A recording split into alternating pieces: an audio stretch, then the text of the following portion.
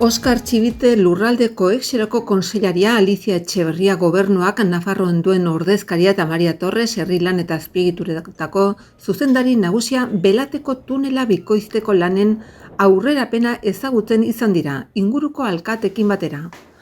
Obra horretan Nafarroko gobernuak egunero lan egin du, hutsik egin gabe eta iparraldeko eta hegoaldeko ahoen elkargunera iritsiko gara laister naiz eta egoera teknikoak eta lurraren baldintzak bat ere erraxak ez izan adierazi du kontseilariak.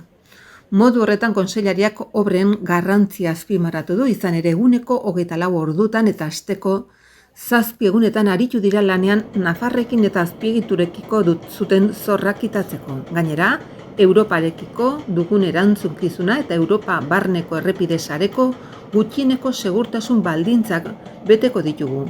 20 urtez zain egon gara, baina azkenean errealitatez hitz egin dezakegu. Bizitan zehar, Lurralde Kohexiorako kontseilariak honela aberretsi du.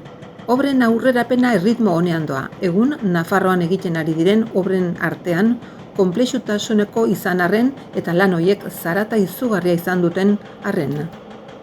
Belateko tunela bikoizteko lanetan bizkor ibiltzeko eta ingurumena errespetatzeko tailer mekaniko bat dago obretan erabiltzen ari diren makinak in situ konpontzeko. Horrez gain, ekipamentu eta zerbitzuetarako zertxeak eta transformadore elektrikoa bezalako materialak biltzeko espazio bat dago eta horrela, egiaztatu dute obra ekipoi zerbitzu ematen dieten kanpoko instalaziora egin duten bizitan.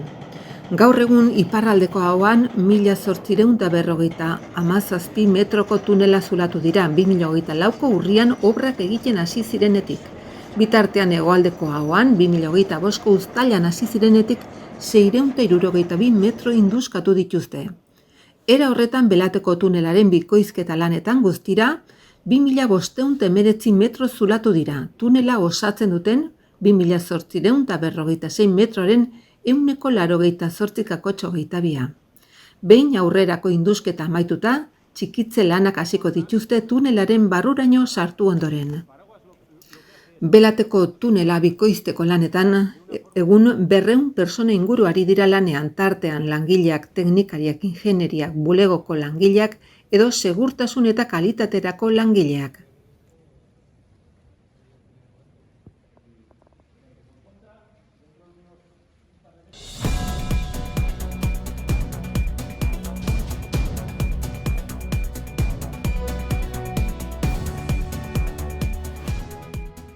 Industriako eta enpresen transizio ekologiko eta digitalerako departamentoak Iruñeko udalak eta Navarra eta Nasubintza Energia Komunitateen Europako 4. Kongresua eta Bulego Berden estatuko 2. topaketa aurkeztu dituzte Iruñeko Txantre auzoko Bulego Berdean.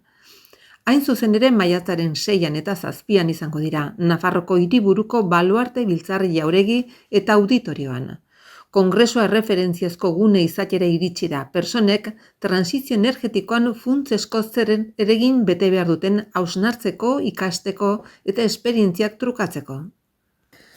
Nasubintzako transizio energetikoaren arduraduna Jael Oreak ekitaldiari hasiera eman dio bertaratutakoei ongi etorri emanez eta nabarmendu du Iruñeko bizilagunek asko ezagutzen duten puntua dela, non Nasubintzatik Iruñeko udalarekin lankidetzan 10 bat baino gehiago daramagun zerbitzu ematen. Bere hitzaldian Mikel Irujo Industria eta Transizio Ekologiko kontseilaria hasi da azaltzen sailak transizio energetikoaren alde egin duen apustua eta komunitate energetikoen funtsezko zeregina, herritarrengana iristeko eta transizio energetiko horretan parte hartzeko duen gaitasunagatik. Bertzalde Joseba Ziron Iruñako alkateak azaldu duenez, transizio energetikoa ez da gai teknikoa bakarrik, gai soziala da batez ere. Herritarrek parte hartzen ez badute, ez dago transizio posiblerik. Horregatik Iruñan energia komunitateak eta bulego berdeak bultzatzen ari gara, aldaketa auzoetara eta personengana hurbiltzeko. Nik uste dut kontekstuan jarri behar dugula baita ere zer egiten ari garen eta zergatik egiten ari garen. Uste dut gero aipatuko dugunez, baina orain dela 5 urte komunitate energetiko bakarra existitzen zuen Nafarroan, estatu mailan baita ere, esan behar dut. Lehenengo hemen Nafarroan sortu zen estatu mailan, Esparza Galarren, gaur egun 84 dira. Eta hori ez da kasualitatea, baizik eta zenbat politika garatu ditugun, bai industria departamentotuik, bai Nafarroko gobernutik, eta bai udaletxe esango nuke guztietatik, eta hori da arrazoi bat. Bereziki baita aipatu behar dugu, estrategia orokor baten inguruan daude, estrategia irmo baten inguruan gaude, 3 zutabe nagusi dituena, lehenengo berriztagarri gehiago sortu behar ditugula, bigarrena efizientzia energetikoa hobetu behar dugula eta hobetzen ari gara, eta 3. da autokonsumoa garatzea. Eta autokonsumoa garatzeko komunitate energetikoak besteak beste baita ere oso zutabe garrantzitsua da. Hain zuzen ere, baita esan aldut, orain dela 5 urte autokonsumoa kasik existitzen ez zuen zerbait zen, gaur egun nafartarrok konsumitzen dugun elektrizitatearen 3% autokonsumotik dator. Beraz, 0tik 3% arte 5 urtetan baita ere gustut oso emaitza onak direla. Oso albiste ona dela, uste dugu funtsezko zerbait islatzen duelako. Trantsizio energetikoak aurrera egiteko ezinbestekoa dela elkarrekin lan egitea, tokian tokitik hasi, eskualdekotik pasatuz eta Europakoraino iritsiz. Ikasteko, partekatzeko eta iraunkorrago, bidezkoago eta etorkizunerako hobeto prestatuago baterantz elkarrekin aurrera egiteko gunea azken finean.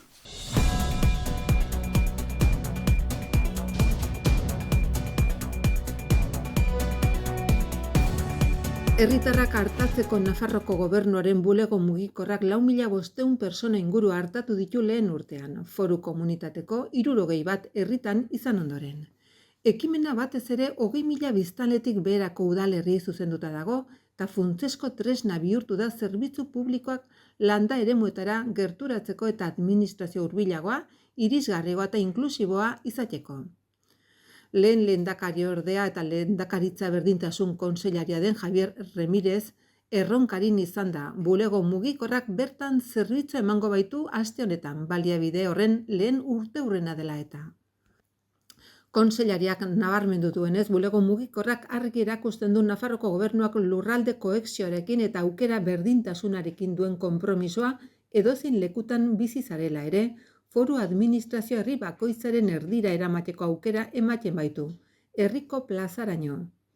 Ildo horretan, baliabide ibiltari horrek lurralde arrakala eta arrakala digitala murrizteko, administrazioarekiko harremana erraisteko, eta zerbitzu publikoak Nafarroko txoko guztietara iristea bermatzeko aukera ematen du.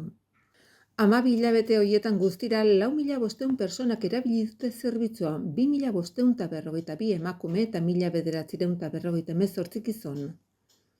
Denboraldi horretan, pertsona horiek guztira 5.951 kudeaketa egin dituzte, 1.203 erabiltzaileen gailuan ziurtagiri digitala gaitzeko prozesu osoko laguntza izan dira. Ziurtagiri digitalaren 183 akreditazio, klaberen 1.637 akreditazio, online izapideteko 581 laguntza, 2.054 laguntza informazio eskaerak ebazteko eta 273 erregistro.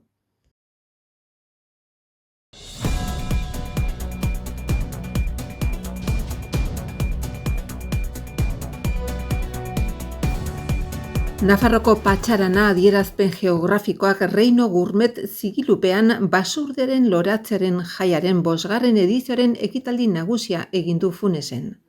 Urtero sektoreko hainbat pertsona ospetsu biltzen dira udaberrian etorrera ospatzeko eta Nafarroko patxaranari lotutako kultur eta tradiziori balio emateko.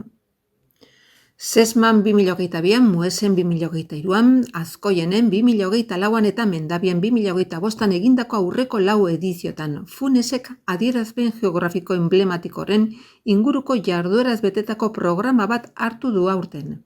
Eguneko egitarauan gainera Alfombra Negra taldearen kontzertua, Txomin Parrilaren eskutik Reino Gourmet pintxo dastaketa herrikoia eta patxaran Nafarraren dastaketa tailerra izan dira kulturetxean. Horrez gain, arratsaldean eta gauean hainbat jarduera herriko kaletan.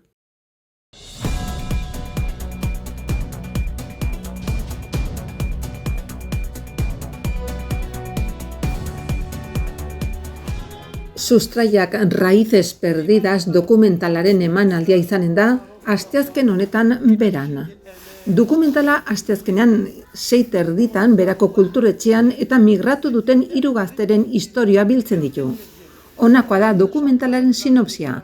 Hiba, Batxir eta Manandiran historiaren protagonistak haurrak zirela beren herrialdetatik migratu zuten 3 gazte. Eta helduri gabe iritsi ziren Europara. Hemen eskalada eta mendia aurkitu dituzten, beren arazoak ahazten dituzten, aske sentitzen diren eta edo zertarako gai sentitzen diren lekua, baina haien bideak pixkanaka bereizten hasiko dira. Dokumentala euskeraz, gaztelaniaz eta arabieraz izanen da eta gaztelaniazko azpitituluak izanen ditu. Gainera, dokumentaleko protagonistetako bat Batxir beran izanen da eta dokumentala eman ondotik solasaldia eskainiko da. Arratsaldean izanen da emanaldi irekia, baina aintzinetik goizean Tokiona Institutuko 2. zikloko ikasleek ikusiko dute dokumentala. Dokumentala ikustearekin batera, Transpirenaika Sozial Solidaria ekimeneko Patxi San Juanen hitzaldia ere izanen da.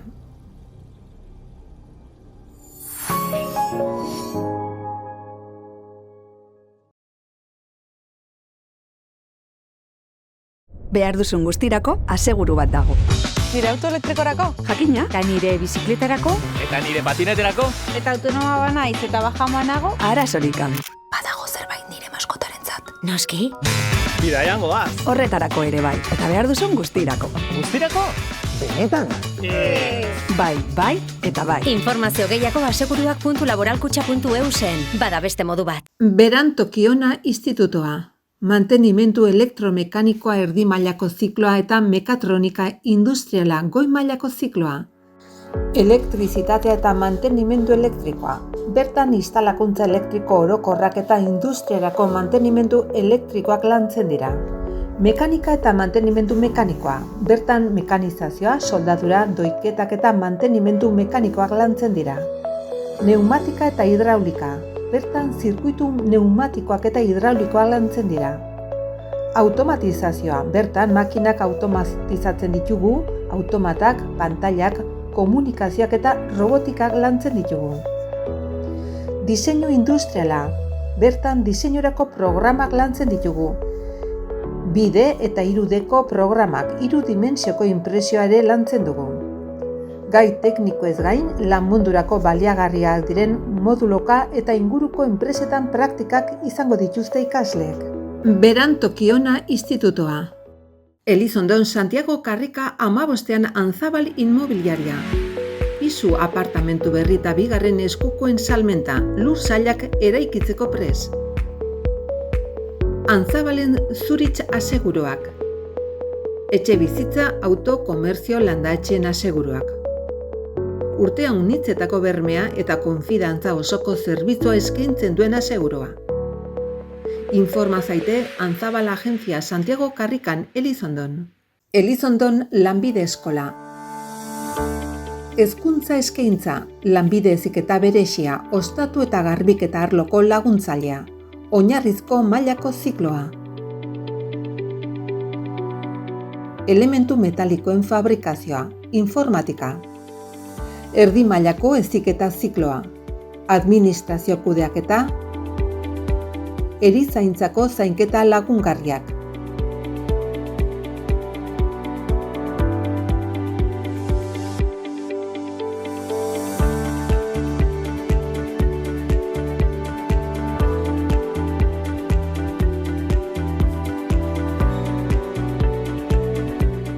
Natura inguruneko eta aisialdiko gidaria.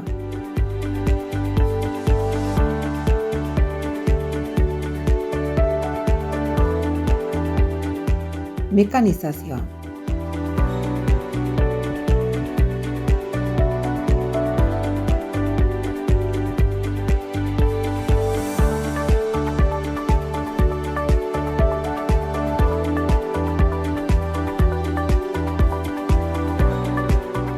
Goi mailako heziketa zikloa, administrazio eta finantzak.